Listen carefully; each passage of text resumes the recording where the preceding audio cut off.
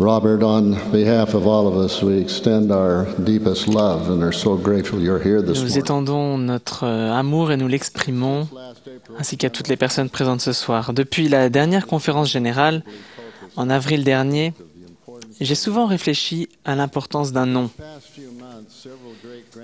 Au cours des derniers mois, plusieurs arrière-petits-enfants sont nés dans notre famille.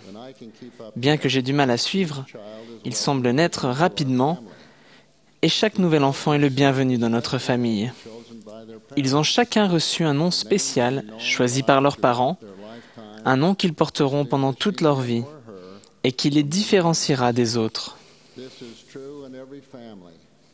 C'est vrai pour toutes les familles et c'est également vrai parmi les religions du monde.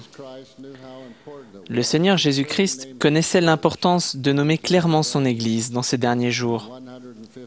Dans la section 115 des Doctrines et Alliances, il a lui-même donné un nom à l'Église, car c'est le nom que portera mon Église dans les derniers jours, c'est-à-dire l'Église de Jésus-Christ des saints des derniers jours.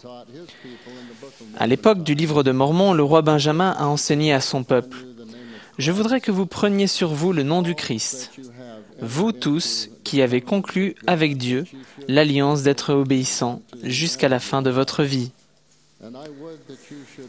Et je voudrais que vous vous souveniez aussi que c'est là le nom que j'ai dit que je vous donnerai, qui ne serait jamais effacé, si ce n'est par la transgression. C'est pourquoi veillez à ne pas transgresser, afin que le nom ne soit pas effacé de votre cœur. » Nous prenons sur nous le nom du Christ dans les eaux du baptême. Nous renouvelons l'effet de ce baptême chaque semaine quand nous prenons la Sainte Seine, montrant notre volonté de prendre sur nous son nom, en promettant de nous souvenir toujours de lui. Nous rendons-nous compte à quel point nous sommes bénis de prendre sur nous le nom du Fils unique et bien-aimé de Dieu? En comprenons-nous l'importance? Le nom du Sauveur est le seul nom donné sous le ciel par lequel l'homme puisse être sauvé. Comme vous vous en souvenez, le président Packer a parlé de l'importance du nom de l'Église à la conférence générale d'avril dernier. Il a expliqué qu'obéissant à la révélation, nous nous donnons le nom d'Église de Jésus-Christ des saints des derniers jours, plutôt que d'Église mormone.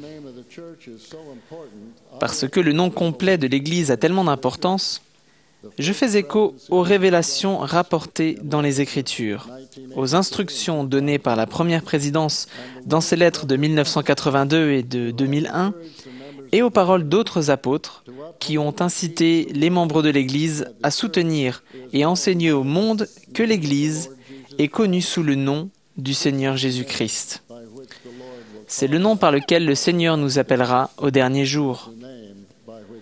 C'est le nom par lequel son Église sera distinguée de toutes les autres. J'ai beaucoup réfléchi à la raison pour laquelle le Sauveur a donné à son Église rétablie un nom constitué de 8 mots. Il peut sembler long, mais si nous l'envisageons comme une courte description de ce qu'est l'Église, il devient subitement et de manière remarquable, bref, direct et précis. Comment une description pourrait-elle être plus directe et claire, tout en étant exprimée en si peu de mots? Chaque mot clarifie les choses et est indispensable. L'article L' indique la position unique de l'Église rétablie parmi les religions du monde. Les mots « Église de Jésus-Christ » déclarent que c'est son Église.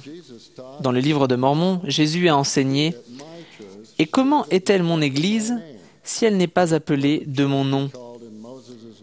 Car si une Église est appelée du nom de Moïse, alors c'est l'Église de Moïse. Ou si elle est appelée du nom d'un homme, comme Mormon, alors c'est l'Église d'un homme. Mais si elle est appelée de mon nom, alors c'est mon Église, si elle est édifiée sur mon Évangile. » Des derniers jours signifie que c'est la même Église que celle que Jésus-Christ a établie pendant son ministère dans la condition mortelle, mais qu'elle a été rétablie dans ces derniers jours. Nous savons qu'il y a eu une apostasie nécessitant le rétablissement de son Église vraie et complète à notre époque. Saint signifie que les membres de l'Église suivent le Christ et s'efforcent de faire sa volonté, de respecter ses commandements et se préparent à retourner vivre en sa présence et en celle de notre Père céleste.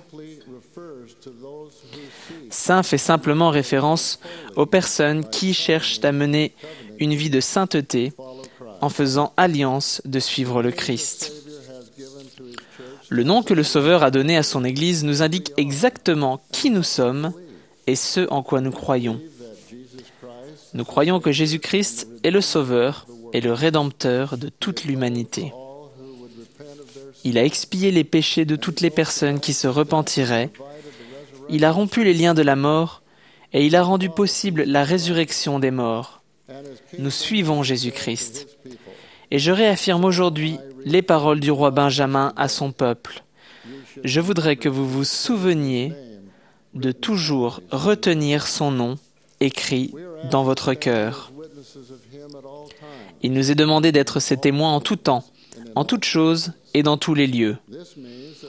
Cela signifie en partie que nous devons être disposés à faire savoir aux autres qui nous suivons et à quelle Église nous appartenons, l'Église de Jésus-Christ. Nous voulons évidemment le faire dans un esprit d'amour et en rendant témoignage. Nous voulons suivre le Sauveur en déclarant simplement et clairement, mais avec humilité, que nous sommes membres de son Église. Nous le suivons en étant des saints des derniers jours, des disciples modernes. Les personnes et les organisations reçoivent souvent des surnoms. Un surnom peut être une forme raccourcie d'un nom, ou il peut être lié à un événement, au physique, ou à une autre caractéristique.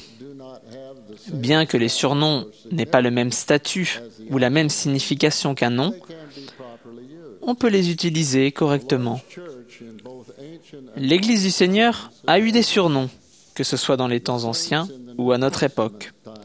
Les saints de l'époque du Nouveau Testament étaient appelés chrétiens parce qu'ils professaient une croyance en Jésus-Christ. Ce nom, d'abord utilisé de manière péjorative par leurs détracteurs, est de nos jours un nom d'honneur. Et c'est un honneur pour nous d'être désignés comme une Église chrétienne. Nos membres ont été appelés Mormons parce que nous croyons au livre de Mormon, un autre témoignage de Jésus-Christ. D'autres personnes essayent parfois d'utiliser le mot mormon d'une manière plus globale pour inclure les personnes qui ont quitté l'Église et ont formé divers groupes dissidents. Cet emploi n'apporte que la confusion. Nous sommes reconnaissants des efforts des médias qui évitent d'utiliser le mot mormon d'une manière telle que le public confonde l'Église avec des polygames ou d'autres groupes fondamentalistes.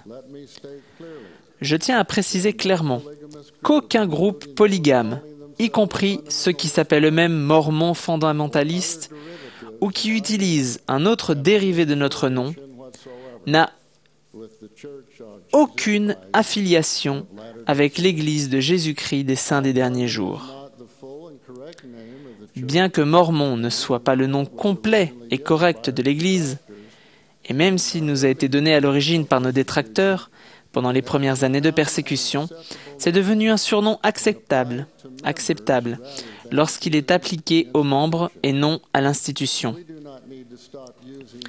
Nous n'avons pas besoin de cesser d'utiliser le nom mormon quand c'est approprié, mais nous devons continuer de mettre l'accent sur le nom complet et correct de l'Église. En d'autres termes, nous devons éviter et décourager l'usage de l'expression « Église mormone ». Au cours des années, quand j'accomplissais les tâches que j'avais reçues dans le monde entier, on m'a demandé de nombreuses fois si j'appartenais à l'Église mormone. Ma réponse a été « Je suis membre de l'Église de Jésus-Christ ». Mais parce que nous croyons au livre de Mormon, dont le nom vient d'un prophète et dirigeant de l'Amérique ancienne, et qui est un autre témoignage de Jésus-Christ, on nous appelle parfois Mormons. Cette réponse a été chaque fois bien reçue, et m'a en fait donné de nombreuses occasions d'expliquer le rétablissement de la plénitude de l'Évangile en ces derniers jours. Frères et sœurs, pensez à l'impact que nous pouvons avoir en utilisant simplement dans notre réponse le nom complet de l'Église selon les instructions du Seigneur. Et si vous ne pouvez pas utiliser immédiatement le nom complet, dites au moins « J'appartiens à l'Église de Jésus-Christ » et expliquez plus tard « Des saints des derniers jours ». Certaines personnes peuvent se poser des questions concernant les sites internet tels que mormon.org, ainsi que les diverses campagnes lancées par l'Église dans les médias. Comme je l'ai dit, le fait d'appeler collectivement les membres mormons est parfois approprié. En pratique, les personnes qui ne sont pas de notre confession nous recherchent en utilisant ce terme.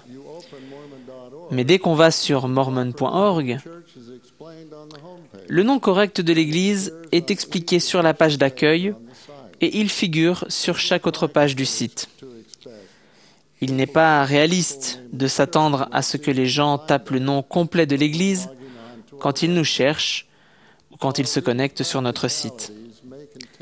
Ces détails pratiques continueront peut-être d'exister, mais ils ne doivent pas empêcher les membres d'utiliser le nom complet de l'Église chaque fois que c'est possible.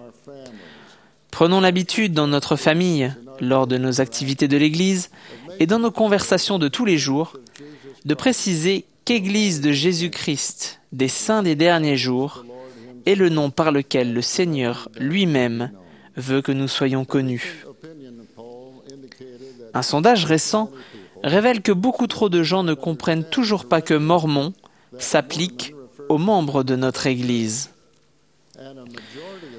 Une majorité de gens ne sont toujours pas certains que les Mormons sont chrétiens. Même quand ils lisent un article sur nos projets mains serviables à travers le monde à la suite d'ouragans, de tremblements de terre, d'inondations ou de famines, ils n'associent pas nos efforts humanitaires à notre Église en tant qu'organisation chrétienne. Il serait certainement plus facile pour eux de comprendre que nous croyons au Sauveur et que nous le suivons si nous parlons de nous en disant que nous sommes membres de l'Église de Jésus-Christ des saints des derniers jours. De cette façon, les personnes qui entendront le nom mormon associeront ce mot avec notre nom révélé et avec des personnes qui suivent Jésus-Christ. La première présidence, dans sa lettre du 23 février 2001, nous recommande « Il est de plus en plus important d'utiliser le nom révélé Église de Jésus-Christ des saints des derniers jours pour proclamer le nom du Sauveur partout dans le monde. Nous vous demandons donc, lorsque vous parlez de l'Église, d'utiliser son nom en entier chaque fois que possible. »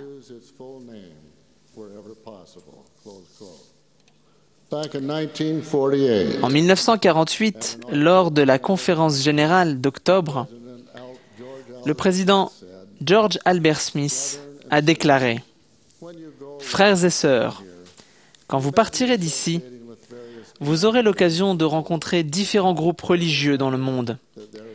Mais rappelez-vous qu'il n'y a qu'une seule Église au monde qui, par commandement divin, porte le nom de Jésus-Christ, notre Seigneur. Chers frères et sœurs, puissions-nous également nous rappeler ce conseil. Rendons témoignage de lui et soyons toujours habités par l'amour envers lui. C'est là ma prière, en son nom. Au nom de Jésus-Christ, Amen.